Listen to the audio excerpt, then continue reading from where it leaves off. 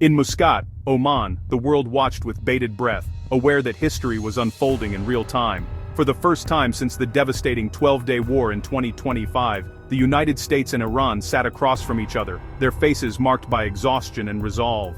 The stakes could not have been higher.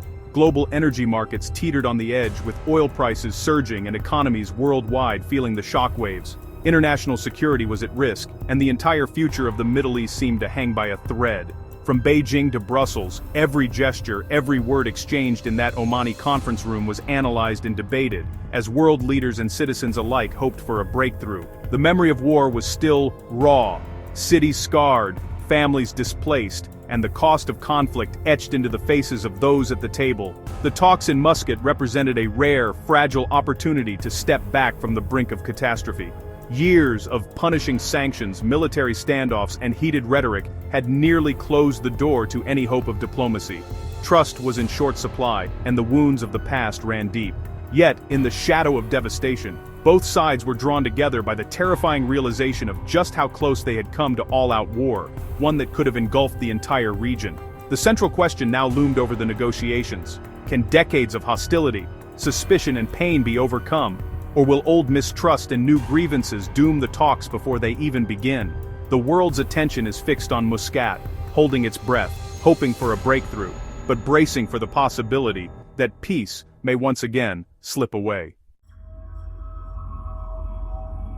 The US-Iran relationship has been defined by animosity, but recent years saw tensions explode. After failed diplomacy, the US struck Iranian nuclear sites, and Israel's bombing campaign triggered a 12-day war in 2025. The aftermath was a volatile standoff. The US doubled down on sanctions, while Iran accelerated its nuclear program and faced mass protests at home. Both sides hardened their positions, making compromise seem impossible. Now, with Iran's regime under pressure and the US sensing weakness, the stakes at the table are higher than ever. The Muscat meeting itself was historic. American and Iranian officials hadn't met since the war. Iran insisted on Oman as host, ensuring direct talks without outside interference. The US delegation included top military brass, signaling that diplomacy was backed by force. Iran's Foreign Minister Araghchi, a tough negotiator, led a serious team. Both sides laid out their positions, but the gap was clear. Araghchi called the talks a good start, but any progress depended on hardliners back in Tehran. The real breakthrough was simply choosing dialogue over destruction. It was only the first step on a long, uncertain road. At the heart of the talks are a set of non-negotiable demands from both sides, shaping every moment of the negotiations and fueling the ongoing tension. Iran refuses to discuss its missile program or abandon uranium enrichment, calling them vital for defense and sovereignty. Iranian officials argue that these capabilities are essential deterrents in a volatile region, and any compromise would threaten their national security. Meanwhile, the US, heavily influenced by Israel's security concerns, demands strict limits on Iran's missile arsenal and an end to Tehran's support for regional militias. Washington sees these as destabilizing forces that threaten allies and fuel conflict across the Middle East. Former President Trump claims Iran wants a deal badly, believing that harsh economic sanctions have given the US significant leverage. The US administration points to Iran's struggling economy as evidence that pressure is working. Iran, however, insists that the negotiations remain strictly focused on nuclear issues, firmly rejecting broader American demands that go beyond the original agreement. Iranian negotiators argue that expanding the agenda would only complicate and delay any possible resolution. As the US announced new sanctions targeting Iran's vital oil fleet and showcased its military might in the Persian Gulf, tensions escalated further, raising fears of a potential confrontation. The impasse is clear. Iran demands immediate sanctions relief in exchange for nuclear limits, while the US insists on a broader deal that addresses missiles and regional influence.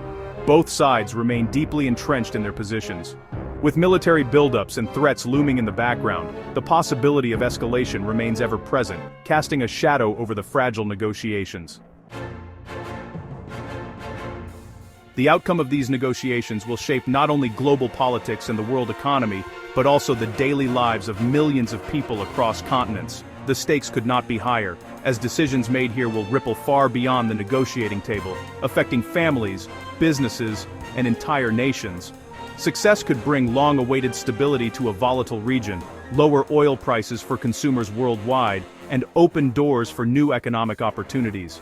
It could ease hardship for ordinary Iranians, offering hope for a better future, and help restore trust between nations that have been at odds for decades. But failure risks renewed war, a devastating economic shock, and the eruption of a massive refugee crisis that could overwhelm neighboring countries and destabilize the region. Experts warn that a deal remains elusive. Both sides are deeply entrenched, and years of mistrust and broken promises have left scars that are hard to heal. The brief, but brutal 2025 war showed the world the horrors that are at stake, with cities in ruins and lives shattered in an instant. The musket talks are a fragile step back from the abyss, a rare chance for dialogue, when hope seems scarce. The world is watching closely, knowing that the difference between peace and war will be felt everywhere, from playgrounds to parliaments, from city streets to distant villages. In this moment, the fate of many hangs on the words spoken in that quiet Omani room, where history may yet be rewritten.